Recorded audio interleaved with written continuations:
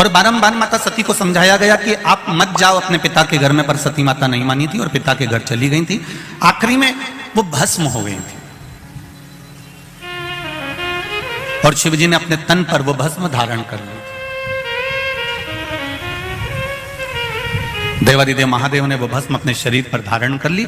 समय आ गया, भगवान देवादिदेव महादेव नेत्र बंद कर कर अपनी साधना में, अपने तप में, अपने आनंद में, अपने राम नाम में, अपने कृष्ण नाम में डूब गए।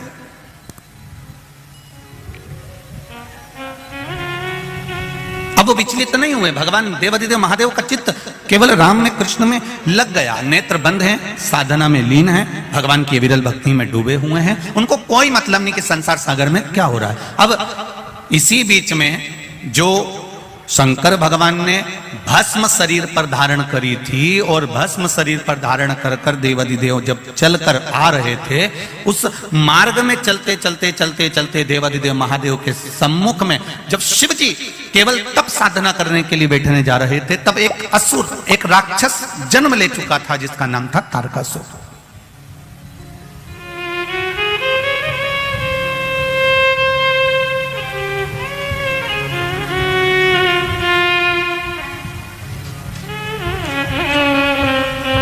तारकासुर का जन्म हो चुका था। महाराज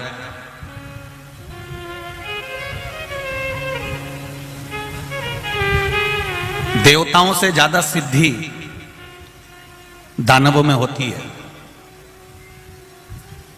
देवताओं से ज्यादा सिद्धि, देवताओं से ज्यादा विद्या, देवताओं से ज्यादा तंत्र विद्या, मंत्र विद्या, साधना विद्या, सिद्धियां देवता से ज्यादा दानवों के पास होती है, राक्षसों के पास होती है।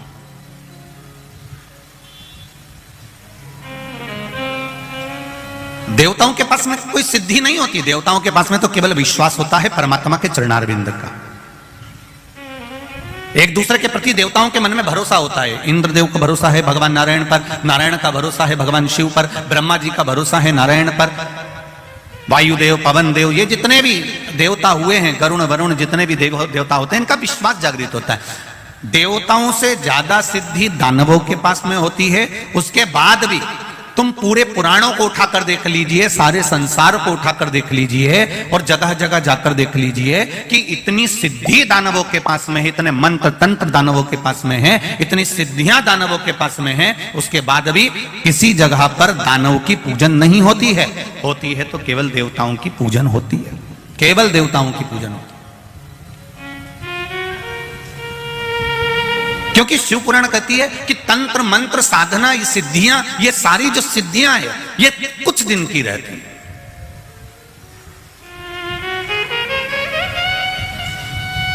असुरों की, राक्षसों की जो सिद्धियां होती हैं, ये थोड़े दिन की होती है। पर जो विश्वास होता है, भरोसा होता है, प्रेम होता है, वात्सल्यता होती है, करुणता होती है, ये कम नहीं होती, ये और बढ़ती चली जाती है। आप जिससे स्नेह करते हो, प्रेम करते हो, विश्वास रखते हो, करुणा रखते हो, वात्सल्यता रखते हो।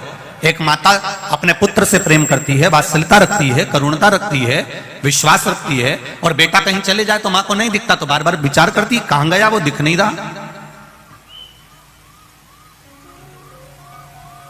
वो दिख नहीं रहा।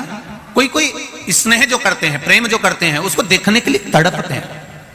और नहीं मिलेगा तो और देखने की तड़प होगी, और नहीं मिलेगा तो और देखने की तड़प होगी। उसी तरह भगवान के प्रति जब हमारा विश्वास जागृत हो जाता है, भगवान के प्रति जब हमारा प्रेम जागृत हो जाता है, ईश्वर के प्रति हमारा भरोसा जागृत हो जाता है, हमारा वात्सल्य, हमारी करुणा और हमारा स्नेह जब बढ़ते चले जाता है, तो उस परमात्मा को देखने की ललकता हमारे भीतर भी जागृत होने लगती है। उसको देखने की ललकता हमारे भीतर और जागृत होने लगती है। उसको देखने का मन जागृत होने लगता है। देव और दानव में यह अंतर है कि दानवों के पास में सिद्धियां ज्यादा है, दानवों के पास में बहुत सारे तंत्र मंत्र साधना है, पर देवताओं के पास में कोई सिद्धि नहीं, कोई मंत्र नहीं, कोई तंत्र नहीं, कोई साधना नहीं। और देवताओं के पास में भले मंत्र तंत्र साधन नहीं है, उसके बाद भी आज भी संपूर्ण ब्रह्मांड में, संपूर्ण विश्व में देवता पूजाते हैं, दानव नहीं पूजाते। भले उनके पास में कितनी भी सिद्धियां हो, कितना भी बल हो, कितनी भी सिद्धियां एकत्रित करके रखे हो, कितना भी तंत्र मंत्र इकट्ठा करके रखे हो, पर वो पूजाते नहीं है।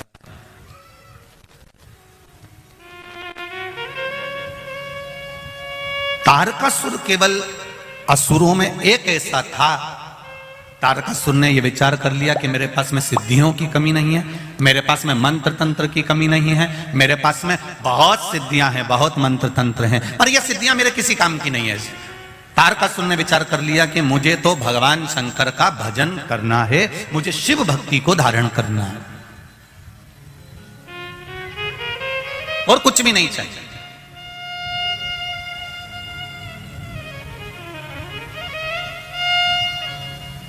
महाराज,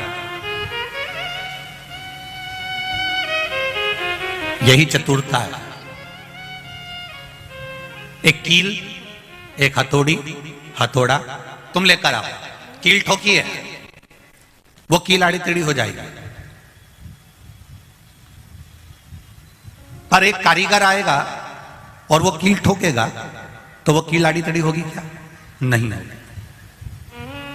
कारीगर उसमें माहिर है, उसने कील उठाई और ठोकना चालू कर दिया, उसने देखा भी नहीं, कील को ठोकना चालू कर दिया और कील सीधी की सीधी लगी है, वो आड़ी टेढ़ी नहीं हुई है, वो आड़ी टेढ़ी होती ही नहीं है क्योंकि वो ठोक रहा है। तो उसमें कारीगरी जो है वो कील ठोकने में प्रबल है और वो ठोक रहा है। उसी तरह जैसे कील संसार का कोई व्यक्ति ठोक रहा है तो वो आड़ी टेढ़ी हो सकती है, पर कारीगर अगर ठोक रहा है तो वो सीधी ही लगेगी। उसी तरह आप इस मन को, इस चित्त को, इस वृत्ति को कहीं पर भी लेकर चले जाओ, पर किसी श्रेष्ठ कारीगर के पास में अगर पहुंच गए, किसी शिवालय में, किसी शिव महापुराण की कथा में पहुंच गए और वहां कोई कारीगर मिल गया तो इस मन को परमात्मा के चरणों में ठोक ही देगा, ये निश्चित है,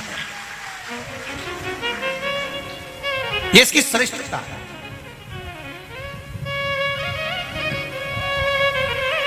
मैंने तेरे ही भरोसे, ओ बाबा तेरे ही भरोसे, हवा बिच उड़ती जावांगी, बाबा डोर हथो छड़ी ना मैं कटी जावांगी, भोले मैं तेरी पतंग, शंभो मैं तेरी पतंग, हवा बिच उड़ती जावांगी, बाबा डोर हथो छड़ी ना मैं कटी जावांगी, भोले मैं तेरी पतंग, शंभो मैं तेरी पतंग। इस मन रूपी कील को किसी कारीगर के पास में, किसी देवालय में ले जाकर रख दो और अच्छा कारीगर मिल गया तो वो ठोकेगा, और फिर ये कील इधर उधर नहीं जाएगा।